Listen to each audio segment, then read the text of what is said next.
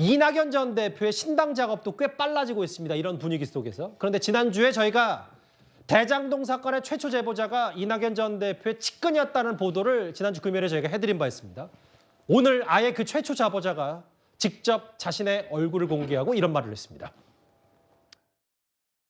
이낙연 후보는 제가 모셔왔던 분으로 엄정한 자기 검열을 위해 언론, 수사기관 등의 확실한 정보가 아니면 행동하지 않는 분이었고, 당시 이재명 후보 측에서 이낙연 후보 측이 네거티브를 한다고 공세를 강화하던 터라 캠프는 문제제기를 해봤자 역공에 빌미를 줄 것이라 판단했습니다. 결국 저는 이낙연 후보에게 보고하지 않은 채 언론에 제보하기로 마음먹었습니다. 이낙연 대표께 그 당시에 보고를 아예 안 하셨고 이 대표는 원동 보고 직접까지는 아예 몰랐다는 말씀이시죠? 9월 13일 보도를 보고 나서 기자들이 질문했잖아요. 그럴 때도 본인이 몰랐기 때문에 관심 있게 지켜보고 있다 이렇게 말씀하셨습니다. 경선 당시에 후보가 직접 여러 차례 이 의혹을 언급할 정도면 어느 정도 캠프 내에서도 이 사건의 실체를 파악하려는 노력이 있으셨을 텐데. 제가 제보했다는 얘기는 하지 않았고요. 언론들의 보도 내용을 저희 캠프에서 해석하고 분석한 적이 있었지만 저희가 알고 있는 제보 내용보다는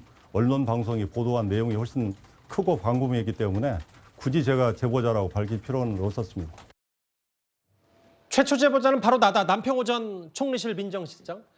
이재명 대표의 도덕적 문제를 남탓하는 건 적반하장이다. 서정욱 변호사 어떻게 들으셨습니까? 이분이 이제 그 김건태 옛날 의원 보좌관 정책 보좌관을 거치고요. 예. 그다음에 총리실에 이낙연 총리 때 민정실장을 하고 이번에 강서구 갑에서 출마 준비하고 있는 이런 분입니다. 이분이 이낙연 대표에게 보고 안 하고 내가 독자 제보했다? 이 말을 이게 믿을 개딸 중에 누가 이 말을 믿겠습니까? 저는 그거는 이제 이낙연 대표를 보호하기 위한 믿기 어려운 발언이고요. 이 사건이 저는 중요한 게 두 가지로 봅니다. 예. 첫째는 이제 이낙연 대표와 이재명 대표는 완전히 끝났다. 돌아올 수 없는 강을 건넜다. 원래도 이게 개딸들이 계속 이낙연 대표를 공격했지만 이번에 딱 실명이 공개되면서 이제는 봉합이 어렵다. 이렇게 보는 게 첫째 의미고요. 두 번째가 중요한 게 이제 좀 이재명 대표든 송영길 대표든 검찰이 탄압한다, 기획수사한다 이런 말 좀 하지 마세요. 예. 이제 이건 드러났잖아요. 대장동은 이낙연 캠프에서 제일 먼저 제보해서 문제가 됐고 그다음에 문재인 검찰에서 수사가 되다가 넘어온 거 아닙니까? 수사를 덮을 수는 없잖아요. 예. 시작이 이낙연 캠프다. 이제 검찰이 기획수사한 게 아니란 말이에요.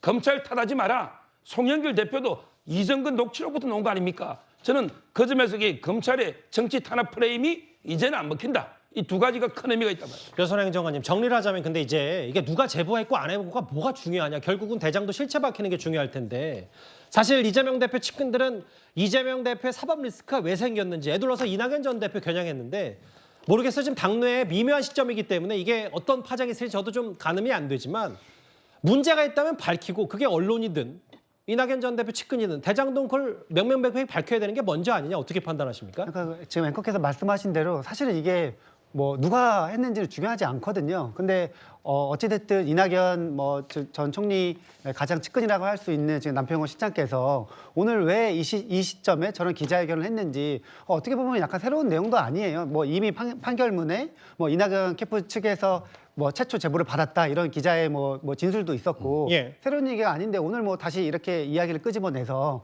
내가 최초 제보자다 이게 한 게 시점상 약간 지금 이재명 대표가 오늘 이낙연 전 대표한테 연락드리고 해가지고 다시 한번 만나자는 이런 이야기도 있는데 시점상 적절한가 본인이 실제로 이낙연 대표를 약간 위한다면 이런 것들은 그냥 안고 가는 게 더 좋지 않았을까. 그러니까 최성 전 시장도 그렇고 최성 전 시장도 본인이 이제 공천 부적격 받았는데 이낙연 신당 가겠다 이렇게 이야기를 했잖아요. 알겠습니다. 이낙연 대표는 아직 신당 창당 그렇게 이제 구체적으로 약간 이제 속도가 뜸해지고 있는데 오히려 주변에서 이낙연 전 대표를 약간 부채질을 하고 있는 것이 아닌가 이런 생각이 듭니다. 지금 신당 분당 얘기까지 나오는 얘기 중에 대장동 최초 제보자가 실명을 공개하고 언론 인터뷰를 한 얘기까지 길지 않게 만나봤습니다. 한동훈 위원장과 이재명 대표가 치열하게 맞붙는 이 시점에 사실 내일이 중요한 변수가 될 수 있습니다. 바로 다음 주제입니다.